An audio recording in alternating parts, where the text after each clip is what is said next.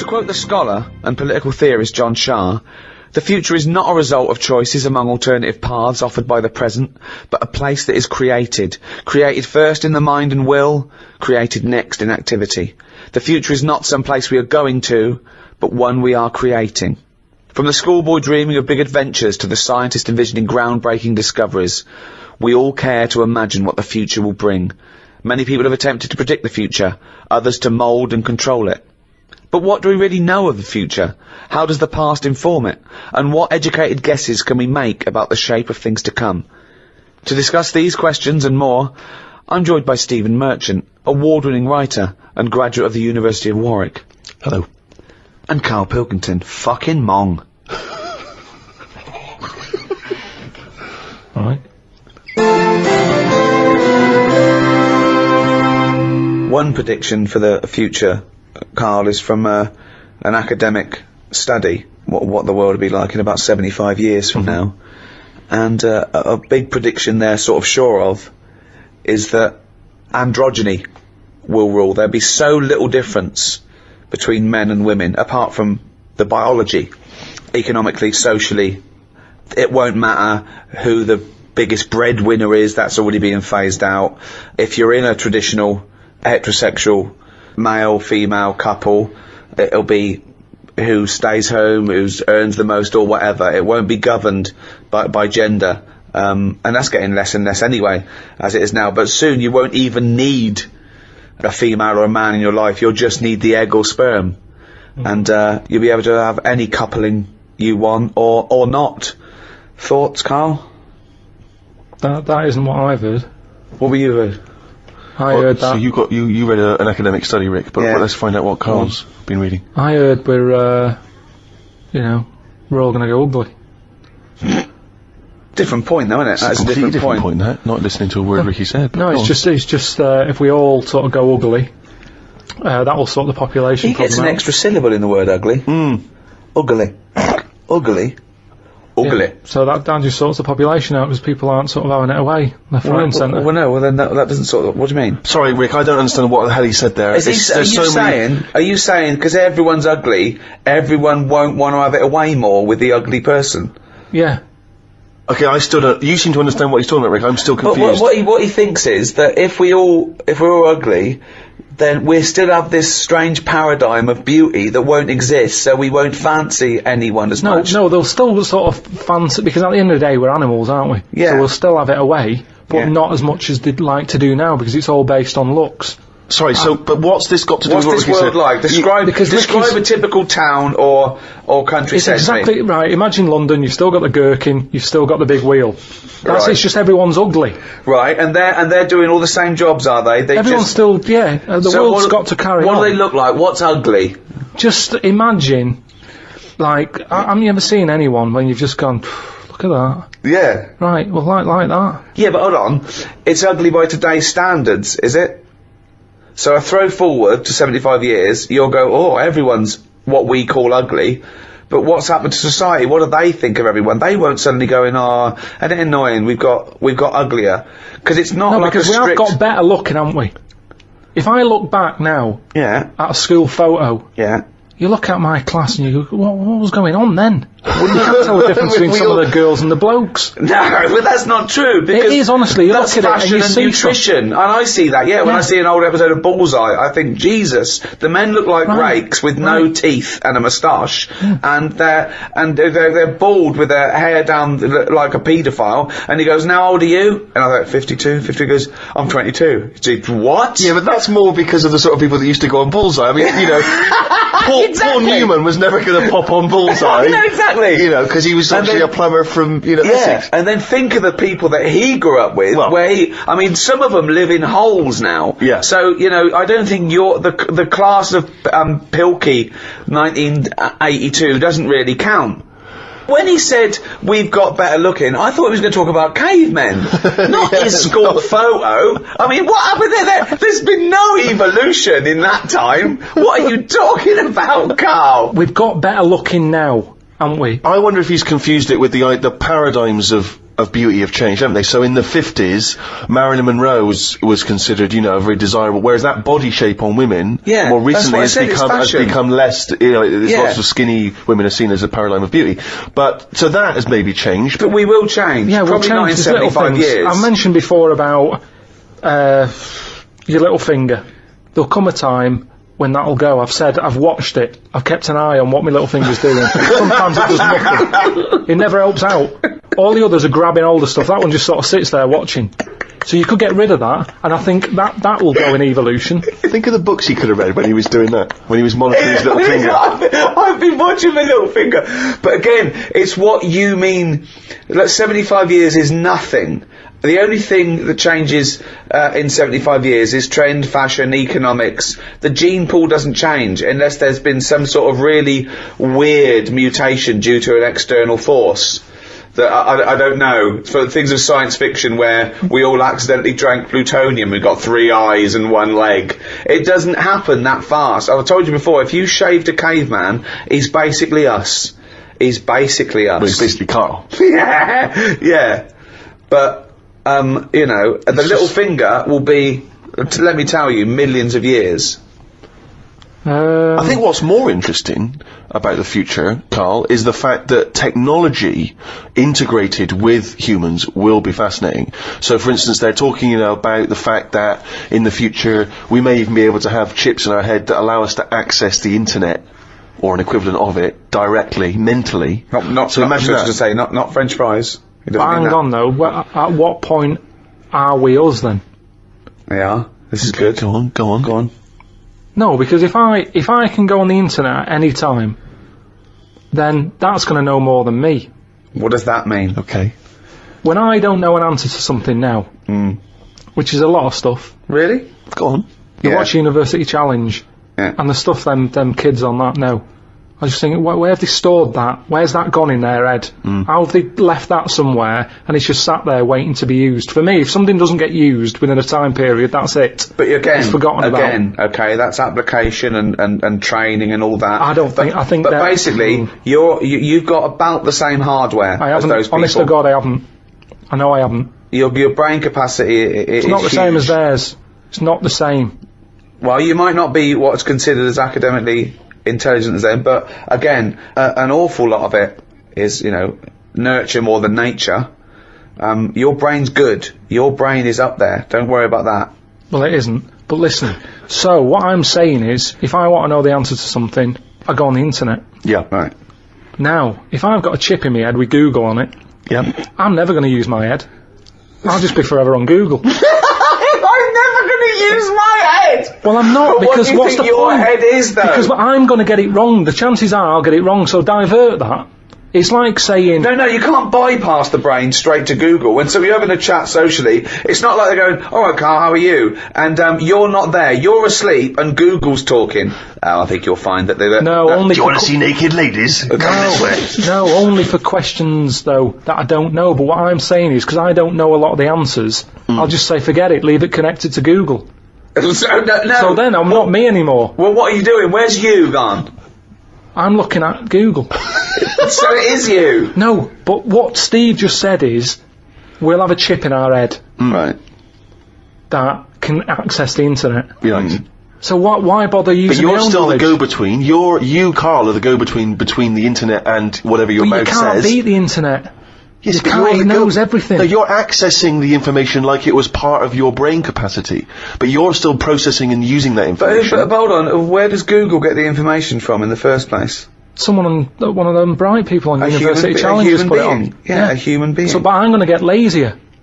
I don't watch a University Challenge and go, I want to be like them, I'm going to start reading books. I've accepted I'm never going to be like them. I can't play along.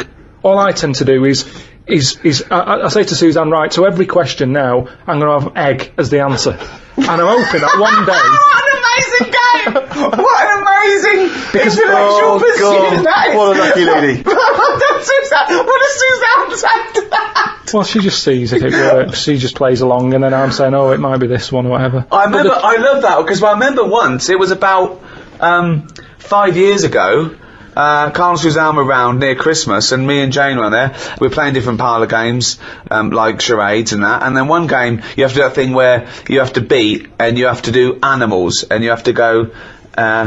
First one is A, then B. So you say aardvark, next one goes beaver, next one goes cat. It came to Carl, he panicked, and he went egg. And he was on egg. So you're sat there watching University Challenge, and on a good night, it's, well-known jeweller of Fabergé's, well-known for his jewel-encrusted egg. Humpty Dumpty is commonly pictured as a living egg. That's what I'm saying. If you keep saying the same thing, eventually, it's like a broken watch. Carl Pilkington's head looks like hay. Yeah. I've just got more chance of getting it right. Sure. But also, he told me when he plays University Challenge, he said he's given up ever trying to get an answer. So now he tries to guess who's going to answer the question. Another great game. Suzanne's roped in on. Unbelievable. How do you do with that? That's not. I'm normally all right on that. Normally all right. There's got to be something else. There's another evolution thing though. When you watch brainy people on that, or wearing glasses. Yeah. What does that tell you? We are reading too much. We're wearing the eyes out. And that you can't argue with that. Because the evidence is there. Can. Most people on University Challenge, which is a quiz show if people don't have that in the country, it's the brainiest quiz of all time, and to be honest, I don't know why they don't go on Who Wants to Be a Millionaire or something, because they'll get a better prize than what do they win on University Challenge? Because they'll be stitched up by a question of who's in Hollyoaks. It will be the Well, that's the snobbery as well. It'll be what character does Andy Lincoln play in this life, and they won't get it, and you'll go egg, and you'll be correct. But that's the thing, isn't it? This snobbery on like braininess. The way that if you're a specialist in I don't know what's something. Well, no, don't help him. Go on, finish. You've started a conversation. You're halfway through a sentence. You've got a point. You can't bail out now. Okay. Say if you're a specialist in go on, Latin tattoos. Latin tattoos! Don't know what that is. What Latin tattoos? I didn't know you wanted something so specific. So that's a tattoo you have on your arm with Cogito ergo sum underneath, or is it a just tattoo? Any sort of, well, it's the only reason Latin's still alive, isn't it? Right. Tattooists. So you go on Mastermind. Yeah. And people will go, oh, he's clever, isn't he? You got 40 correct in 60 seconds. Yeah. Now, if you go on and say any questions about Coronation Street between 1990 and 92, people go, no, he's a bit of a knob. Because there's a snobbery to education. Yes, there is. But a question is still a question, isn't it? Well, to a certain degree, although, yeah, that's fine. But there's no application to knowing who played Ena Sharples, whereas presumably there is something useful in well, not perhaps Latin tattoos, because none of us understand exactly what that is. But if you have knowledge of astrophysics, obviously that's going to be, as Ricky says, it's going to take more application to become an expert on that than watching Coronation Street twice a week. But it's still information that you've had to learn. You've not learned it, have you? You've just sat down in front of the telly and it's just piped into your brain very directly and very easily and enjoyably. Let's say the people working on that microchip that one day you'll have in your brain, are they not doing something more interesting and valuable for society than the Coronation Street fella? No, because Coronation Street is that fella who knows a lot about it. He's enjoying his time watching that. Oh, I'm not saying he's not enjoying it. So he's enjoying it, but a brain in a jar can be enjoying it if it doesn't know it's a brain in a jar. Right. So what you asking me? But we were talking. Didn't seem a difficult point what we were saying. What I mean is. Okay, one more go. What do you mean? The chip in the brain isn't part of filling your head with stuff, the journey of filling it with that stuff. What do you mean? Whereas if if you had a baby, the baby pops out, it cries a bit, they go, right, what do you want your baby to be interested in? And you say, I want it to be a plumber. You go, right, when it's 2, we're going to stick a plumber chip in its head. Right. Yeah. It's not right, is it? No. No. I don't know why you chose plumber, either. Well, we still need plumbing. Yeah, I know we do, but... It's odd that they would have chosen, but they've got such... such kind of small ambitions for their It's what his granddad did, and they want the sort of the thing to go through the business. They own a plumbing business. They want the baby to carry on the business of the plumbing. They want the baby to be able to plumb. It goes on now where parents force the kids into riding horses. And you see the kid without the parents about, and you go, "Do you like horses?" And they go, "No, not really. I'm being forced to get on a horse. Can't stand them." Yeah. And people would go, "That's wrong. The kid should have the freedom to decide if he wants to get on a horse or not." That's right. Yeah. Well, what about this chip in the head? But you've made this up. You've made the scenario up. They're not putting chips in babies' heads. I thought you said they were. No, when did I say that? No, said that. I think Steve's right, and I don't know, I haven't read it, but I imagine he's saying it's the next step in convenience with technology and an interface between a human and a research tool or fun. You know, computers went from being the size of a room to a thing you can wear on your watch. So the next step may be, you won't forget your palm top, you won't forget your iPod, you won't forget your laptop. It's in there, it's an interface. I know, but it makes us lazy. But you straight away thought that now that it went to some sort of weird laboratory where it's all white and there's just a doctor and everyone's in a silver suit, right? And they go, "We're removing the self. We're removing the self and putting in chip. You are now computer boy." Yeah, I want to watch Coronation Street. Well, you won't in a few seconds. But I hate Coronation Street, me. Carl, it's not a question of. It's not that Google is now Carl. It looks like Carl, but it's just spamming, little pop-ups about offers you can buy and cheap holidays here and there. He's not the man I'm married. Right, look at it like this. Jesus. Look, I see it all the time now. Go on. You go, "Where are you going?" to someone, and they go, "I'm going to Dorset." Aye. Oh, aye. What road are you taking? Don't know. I'll just pop on the sat-nav. Now, that's a start, isn't it? Okay. Let's act that out with me, okay? I'm going away for the weekend, Carl. Are you? Yeah. Where are you going? Dorset. Oh, yeah. How are you getting there? Car. Oh, right, yeah. Well, which way are you going? Don't know. Why do you want to know?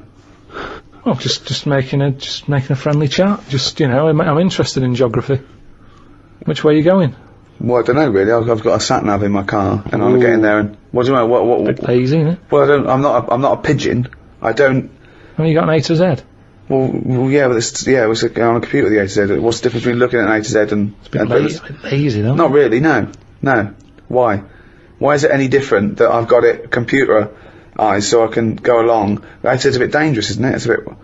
Don't go to A to Z when you're driving along. Clive, who are you talking to? Because we need to hit the road, we need to get going. Well, it's this fucking idiot who wants to know what road I'm taking, which is a fucking boring thing to ask anyway. Sorry, who is this twat? Because we really got to get going. He's a fucking dickhead. I think he's an A to Z salesman by the door. I mean, just tell him we're using the sat nav because it's the quickest, most efficient way of doing it. It's the quickest, most efficient way of doing it. No, but look what's happened. Who the fuck are you? Would Columbus found America if he had a sat nav?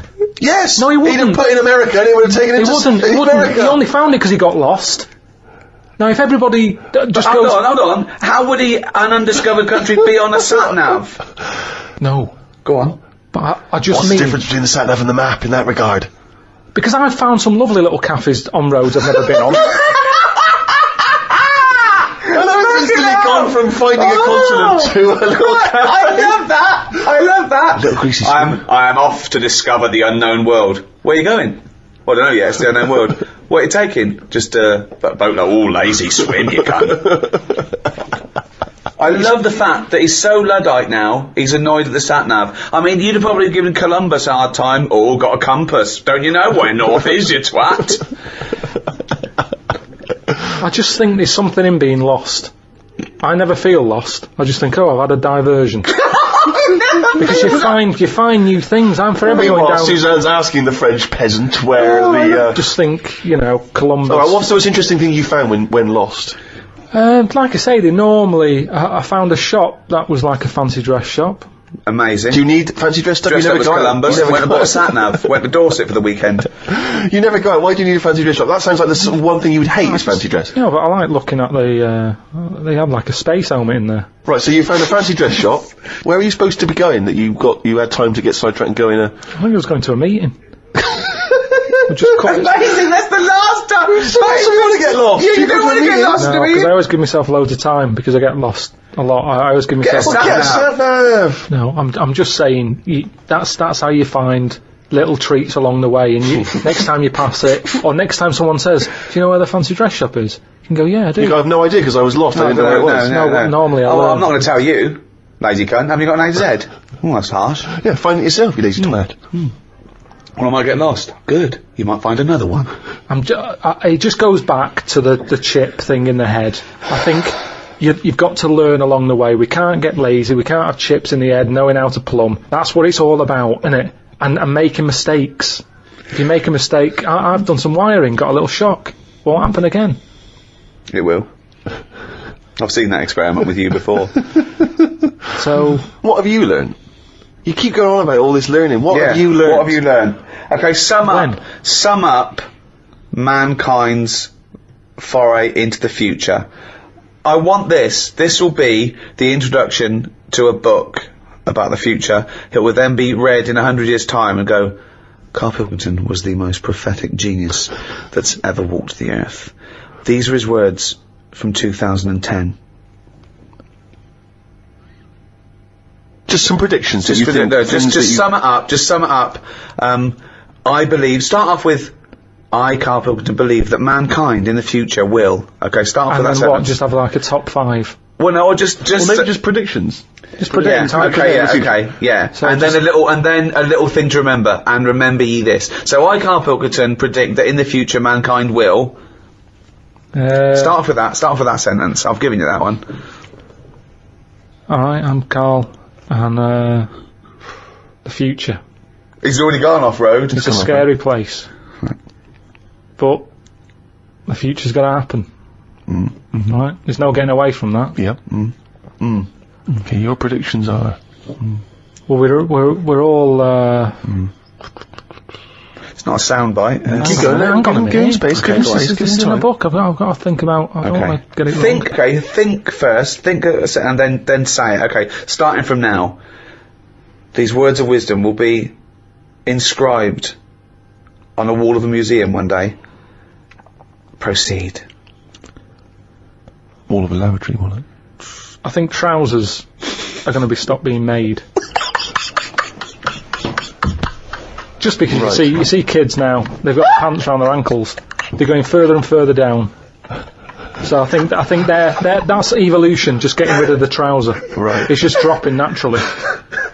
That's the evolution of the trouser, because it's dropping incrementally down the arse. Kids' underpants, so they're just dropping. Yeah. I think they'll get to a point when they just don't bother wearing them anymore. Right. Prediction 1! Okay, that's an amazing one! They'll stop making trousers in the future, okay.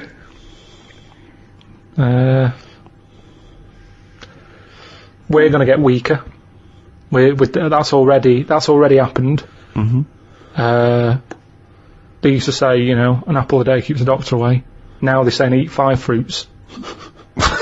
Right. So we've definitely, that's evidence. You can't argue with that. I'd probably put that first because the guy's right. What's number 2? So swap that round. Okay, that's number 1. Give him the pants second. Yep.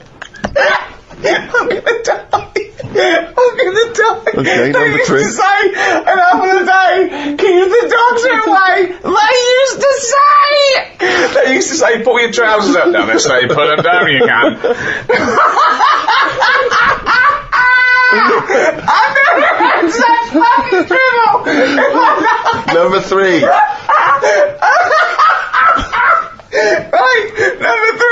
Oh, the scholars are now waiting with bated breath when they find this old scroll, and they go, ooh, what can number 3 be?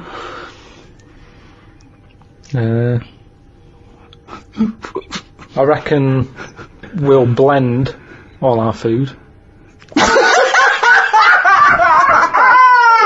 Oh God! No, because He was going to make a point about race. Yeah. I never thought it would be. We'll blend all our food.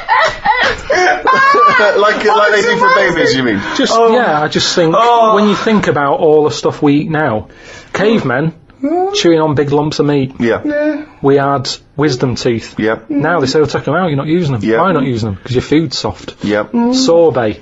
Yep. Soups. Yeah. you know, everything's softer, isn't it? When you get an avocado, they say, is it soft? Everyone's squeezing the food before they buy it. Yeah. No one wants anything tough. Yeah. So I think chewing is a sort of thing of the past. We haven't got the time to chew. Everyone's like, hurry up, eat that. You don't have to go out for dinner with Ricky. He's like, hurry up. Like, I'm still eating it. Well, he does blend his food, I think. Okay, so blending food. Great. I reckon, what else do we do now? So I've done teeth. Done trousers. I've come up with this idea. These sort of like glasses, but you can live wherever you want to live. What do you mean? Everything that's real, you're not looking at that anymore. This is really the future. I'd put this at number 10. This is like... We're only doing 5, fuck me. So what you mean is that you look through the glasses and instead of seeing the real world, you see a tropical paradise. You want to see. So if you're a young kid and you like the idea of living in the urban ghetto, with all graffiti on the walls and that, you can see that. Yeah, but hold on, are you walking around? Because you'll be bumping into stuff, won't you? No. Why not? No, what you mean is that the stuff that's there in the real world is being digitally reimagined in your glasses, so what was a nice country lane is suddenly now an urban ghetto. It's got loads of graffiti on it. Sure. Absolutely mental, pointless, would never work. Absolutely one of the maddest things you've ever said. Really weird, that one. Yeah, It could be done. I reckon it could be easily done. Why would it be? Okay, that last one, that's number 4, that's a load of bollocks. So what's number 5? There'll be more letters in the alphabet. Why? Why? Because we're running out of words now, aren't we? No, we're not running out of words. We are. We are definitely running out of words. It's using the letters we've already got and making new words. Yeah, we're making, No, but we haven't got enough now. Of course we have. Have you any idea? You could have a word with 9 L's before you run out. Yeah, and they do in Wales and what have you. That's because their alphabet is shorter than ours. They've only got something like 24 letters over there. Right. But they go mental with the L. now what we do is, we've got 26 letters, but we are now struggling. We're not struggling at all. We are. We're not. No, it's a stupid... Boswallocks. In shampoo. Now there's a word where they've gone, well, we've invented something here. We've got something we're putting in shampoo. Boswallocks? Boswallocks. You just made that up? No, it's now they go, new with Boswallocks and ceramide R. Yeah, but that's a new word because they have to, they come up with a new word. But it's a terrible word. Why? Boswallocks. Isn't that the word? Is that real? You've missed out, is it? I haven't, that's a real word. Yeah. Now this is what I'm saying. So years ago when they came up with all the sensible ingredients, go on. Sodium. That sounds all right. He likes sodium. He doesn't like Boswellocks. Because it sounds like something in it, like an ingredient. Well, yeah, but that's because you're used to it. Is this a load of Boswellocks? Are you winding me up? No, it's real. It's real, and that's because 26 letters. We've wasted them. Years ago, we went mental with the, pneumonia, sticking a P on it. And there's loads of words where you go, what's that letter doing in there? Whereas now, they can't do that. They've gone, whoa, pull that back, why is that letter there? And now you've got stuff like abbreviations and stuff. Yeah. Let's not waste letters. Let's just control it a little bit. Cars are called things like, GTI or something, because they're going, well, I can't think of a word to call this. So they're giving them letters. Think of a word now. Think of a word that hasn't been made up. What do you mean? Well, tell me a word that hasn't been made up. All words have been made up. No, one that hasn't. That could be used. Say if I invent something now to put in shampoo, what can I call it? Quick. Cranberry.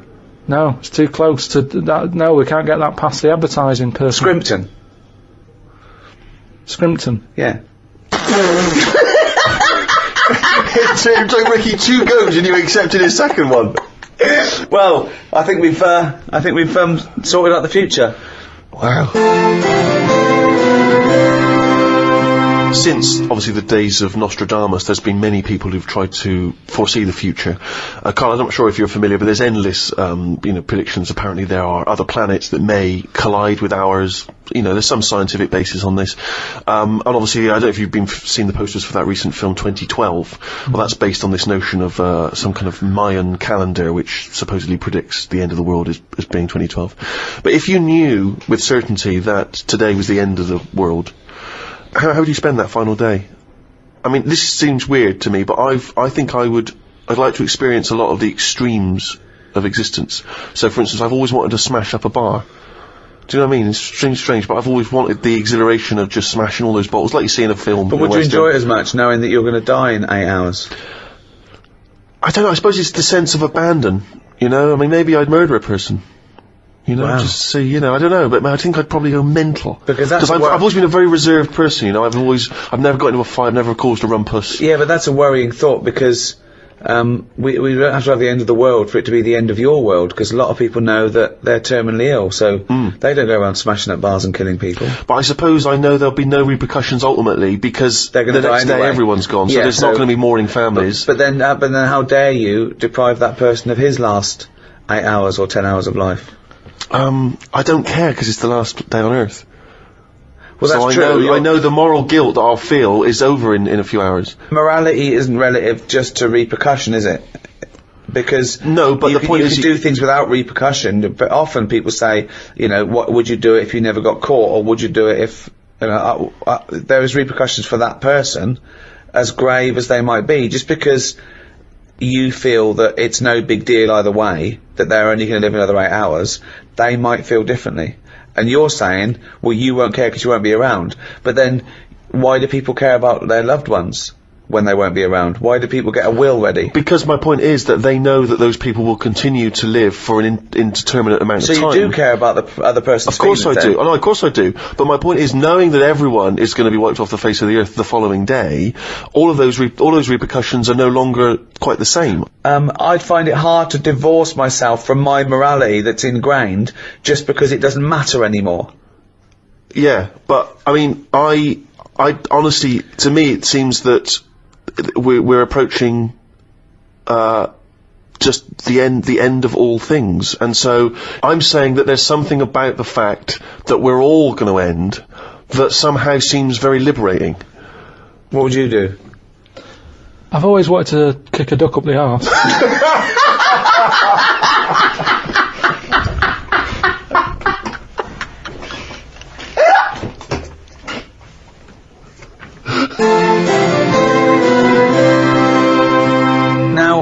Obviously the future is relative. Us talking now, the future is one thing, the past is another, but to someone in the past, we are in the future. So, Karl, if you could go back into any era, okay, you are what you are now, you are you as you sit there now, your age, with all your memories and all your input and all your advantages on ages gone by, and all your advantages over people gone by, where would you go? What would you do? Don't worry about ramifications, like if you squash a butterfly you come back here and we're all speaking a different language and... Yeah, but I don't believe all that. Of course you should. They should have picked something better than a butterfly. The thing about if you kill a butterfly, there's a volcano somewhere. Right. There. Okay, what did that noise mean? Yeah. It's just passing the buck, isn't it? It's kind of like blaming a butterfly. They only live about a day, so you blame it and it's dead anyway and there's no evidence left. It's a stupid argument. Is that the theory? Is that the theory that you're blaming a butterfly for a volcano? I'm not sure that's it, is it? Yeah, it wafts its wings and when it causes... wafts, right, when a butterfly wafts, if you stop the waffery, then the whole world has changed, because there was no waft on a certain day. Okay, but that means that everything's part of the causal web. It's a model for determinism. So things do, yeah, of course things have an effect on everything else. Yeah, but I'm just saying that's a bad example. The butterfly doing its wings. Well, no. Something that butterfly might have flown in through a car window and frightened someone, and they crashed. Use a wasp.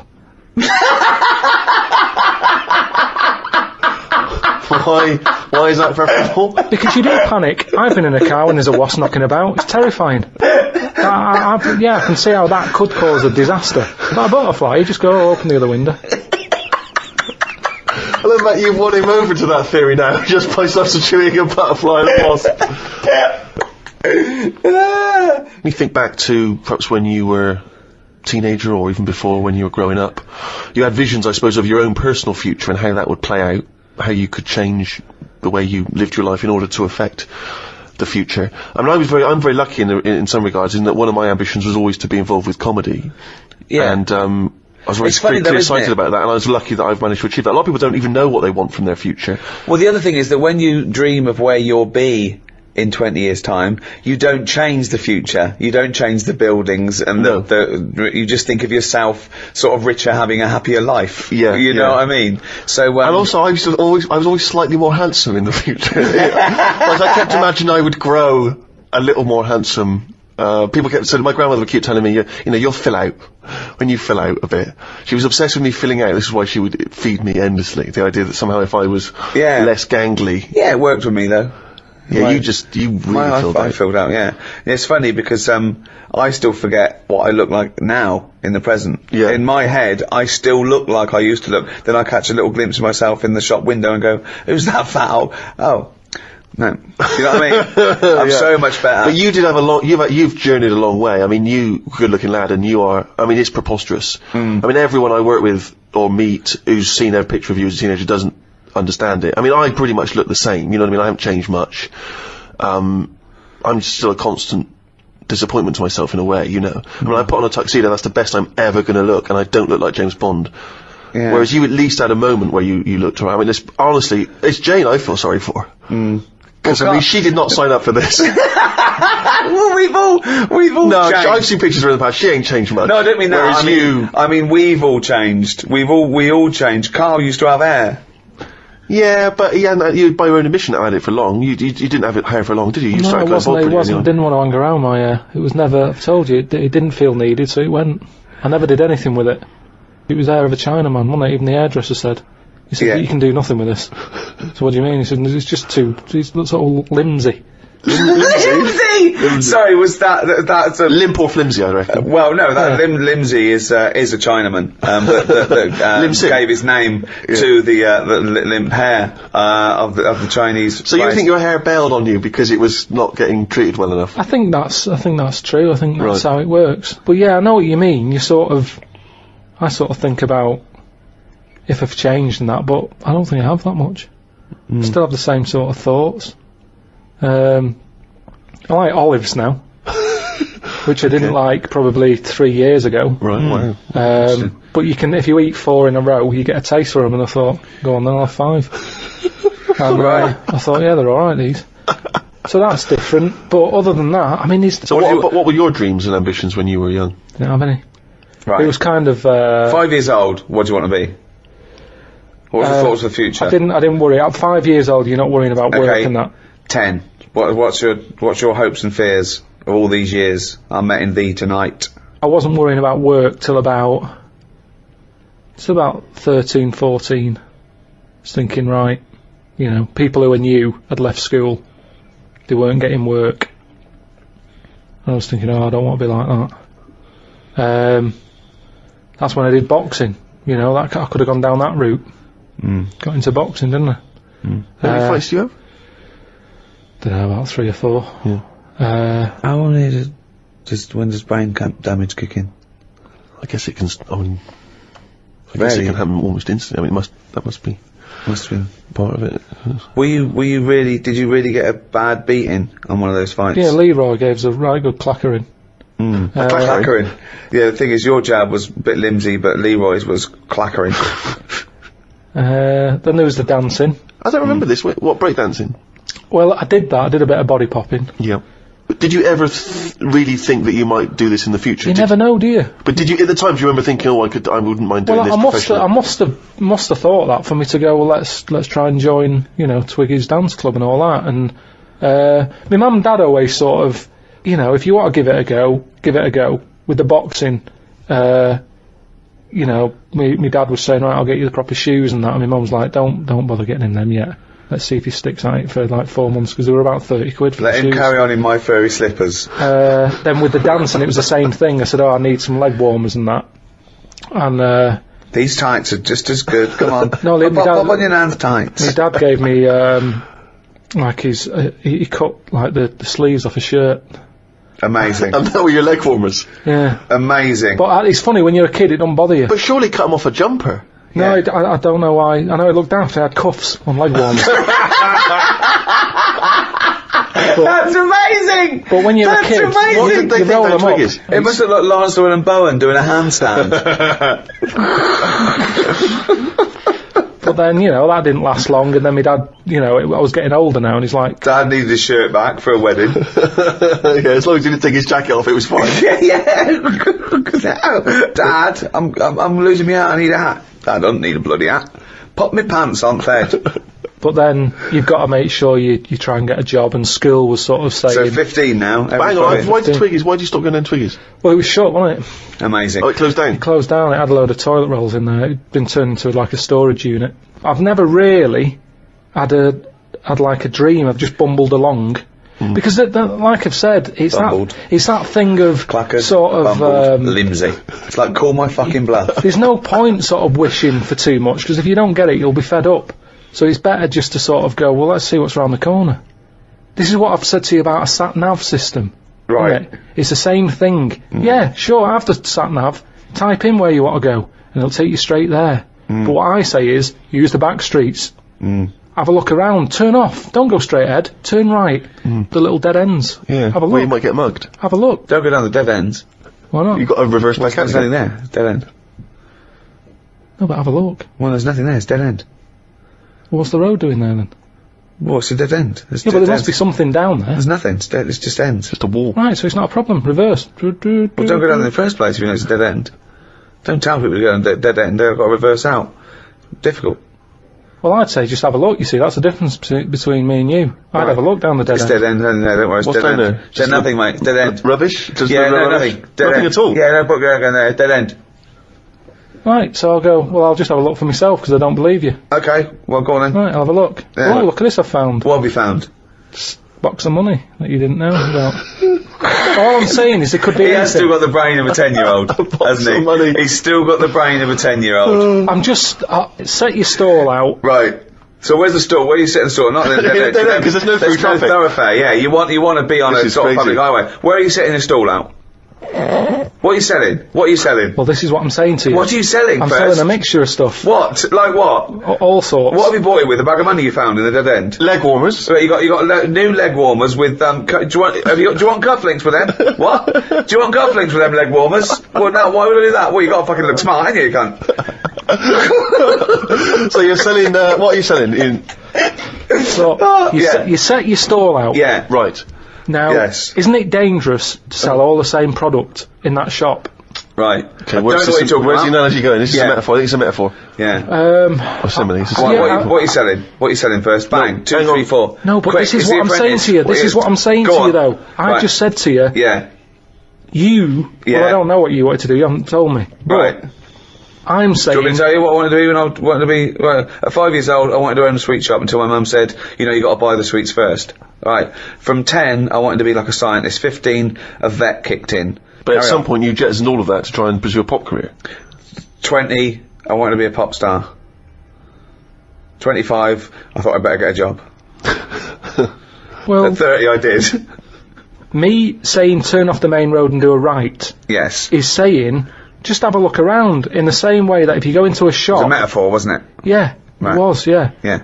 In the same way that if you go into a shop, you're thinking I'm getting a quarter of bomb-bombs. Right, bombs. Bombs. Well, by the time you get to the counter... You're clackered. and you get some licorice all sorts instead because you thought, actually, I forgot about them. Sorry, no, this isn't a metaphor, is it? This is a real shop now, isn't it? I just mean you're gonna be let down. You're gonna be very, very disappointed with life if you know. But I haven't been disappointed with If what? The thing you're aiming for Yeah. doesn't happen. But what if it does happen? I'd like to take issue with this, because there's a lot of young people who listen to our podcasts, and if they listen to this tripe, that if you try for something in life it won't happen, so don't bother, I think it's a bloody disgrace. No. Imagine if Leona Lewis had thought that when she went on the bloody X Factor. She wouldn't have got punched by that bloke in that... Alright, that doesn't make sense. But you know what I mean, she would not be living her dreams. Yeah, but we don't know what Leona wanted to do. She might She have had a wanted to be a backup singer, plan. that's why she's done it! She might have had a backup plan. Yeah, but she fulfilled the main ambition, which was to sing, that's why she went on the show. She didn't go there because she thought I might want to work down a branch of Waterstones. You think she went in there and said, quarter bomb? She's like, oh, this is X Factor, but she went, oh, go on then. Well, I was saying. But what about the girl who looked like a fat baby? She went on there with a dream. It's not going to happen. Oh, yeah! But the point is, I'm not saying you all have to go on the X Factor if you're a hopeless idiot. I'm saying if you've got a little bit of talent and you pursue it, it might take you somewhere. If you want to be a vet or a doctor or a pop star, you might have a chance. You may as well have a stab for it than say, no, it's alright, I'll just sit around in my underpants. Yeah, they're doing a new one, the X-ray Factor, where you can actually, become a top radiologist. But I've said this for an idea. I think they should do that. Because how many singers do we need in the world? You see, that's the thing. We're talking about the future. Yeah. I think we're not going to talk anymore. I think it's going to be like living in an opera. The way things are going on now, everyone wants to sing. Yeah. Whereas, if you did a TV programme to try and get a doctor, X-ray Factor. It's all about, getting in young kids, do live surgery. There's big queues anyway. People are queuing up to have operations done. Yeah. So you say, look, Hilda, you have got a problem with your left bunion. You can either wait for your proper doctor and hospital, but it's going to be a 2-year waiting list. Or you can have Jedward do it for you. Are you free Saturday night, live? Because we've got 2 17-year-olds who are going to do it. Hilda! She comes out. They sort little voice. I've never heard him do a little voice before. So wait. Okay. So this is what is this? This is a talent show where people can have a go at being a doctor. Yeah. Right? Well, this is like something from the Middle Ages. But they need volunteers who would rather have an apprentice, someone have a go. Well, it's not even an apprentice, it's someone with no training at all. Yeah. They learn how to do major operations in a week. But no, not major ones, that's for the final. You do a heart, of course, you've got to build onto that, sure. But you're building up transplant for the final. So anyway, amazing. So it's Hilda, and Hilda's not she's not operating, she's just the person who needs a bunion removed. She's the foot problem, yeah. So she comes in, they have a quick chat with her. Have a chat with her, how's your life been? Bit of Coldplay under her. She's going, oh, it's terrible, I can hardly walk and all that, and they go, right. Here's a fowl who looks like a baby. And then... And you think this is you don't see any problems with this so far? You've not identified any concerns yet? If it means you get younger people into other jobs other than singing... I agree with you. I think it's crazy that everyone now just wants to be famous, a singer or something, and we don't need them. They're just contriving it. All they're doing is knocking the last one off the top number one spot. It's just a factory. But I'm not talking about everyone should try and be a singer, am I? What I'm saying is sometimes you're allowed to pursue your dreams, and they might be you may fulfil those dreams. There's nothing wrong with that. It may be that you want to operate on a woman called Hilda or a bunion. Pursue that dream. But according to your negative views, we shouldn't even try and do that either. What I'm saying is... Go on. What's he saying? Leona was an example. I'm not saying everyone should try and be like Leona. No, but listen to his point, Stephen, because he's got a very good point coming up. Here it comes. This is it. Okay. He hasn't said a normal word yet, but he's going to say some now, and they're all going to be profound. People's dreams aren't their own dreams. Oh, hold on. What do you mean by that? Okay, keep going. Let him, no. He'll explain. You don't need to ask any questions. He'll explain. Because they think they know what they want because they see it on the telly. They see, someone singing a song and they go, I want to do that. Yeah. So all I'm saying is, change the dreams. Change the dreams. Yeah. Surgery. They're watching that. They're seeing Hilda happy with a better foot. The doctor's getting all the praise. They go, I want a bit of that action. That's what it's about. They don't want to be singers. They want to be known. They want to be famous. Yeah. So, fine, have a bit of fame, but do some good. Fix Hilda's foot. Sorry, was that the end of the point? Yeah, because all we've done, we've changed the dreams. Dreams that... Well, you've hit on a good point there, because what is astounding is that when people are inundated with praise for people who are just clothes horses. They are just skinny nobodies who don't do anything except have their picture taken, and they're role models for, I'm not talking about, anyone in particular, but it's just these people who, want to be seen with other celebrities and marry celebrities and be a celebrity. People think that's an easy life because they're getting rewarded for it. And yet, someone who's stuck in a laboratory trying to come up with a cure for AIDS, they don't know or care about them. And okay, can I just point out though that if we're going to have a go at people being successful, making money, and being well known for doing nothing of any value, I point you to the man sat opposite me here. And that's, I tell you, there's times when I, lie awake at night thinking, what was my dreams? Yeah, but I'd love to be a little doctor. doctor. I've got a new boiler. Yeah. Hold on. And 2 houses. I'd love to be a little doctor.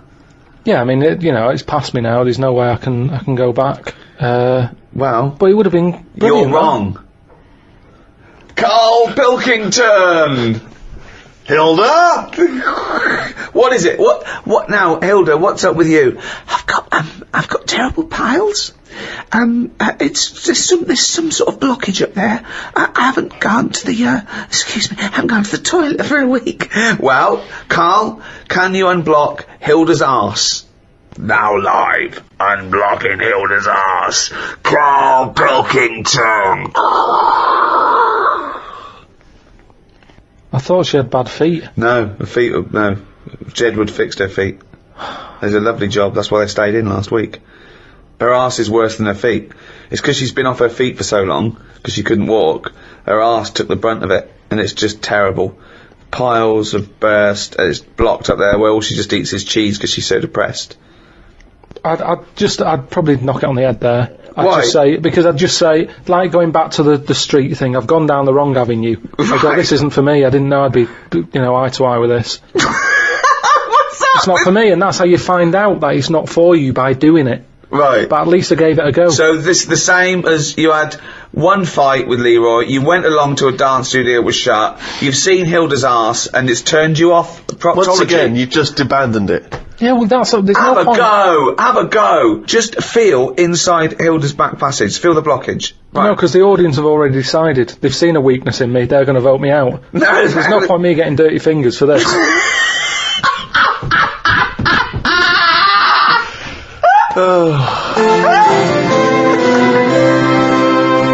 Well, that's about it for the Ricky Gervais Guide to the Future. The next audiobook in this series is the Ricky Gervais Guide to the Human Body. Look forward to that. Will do. It's goodbye from me, Ricky Gervais, Stephen Merchant. Goodbye. And the little round-headed, shaven chimp that is forever Karl Pilkington. All right.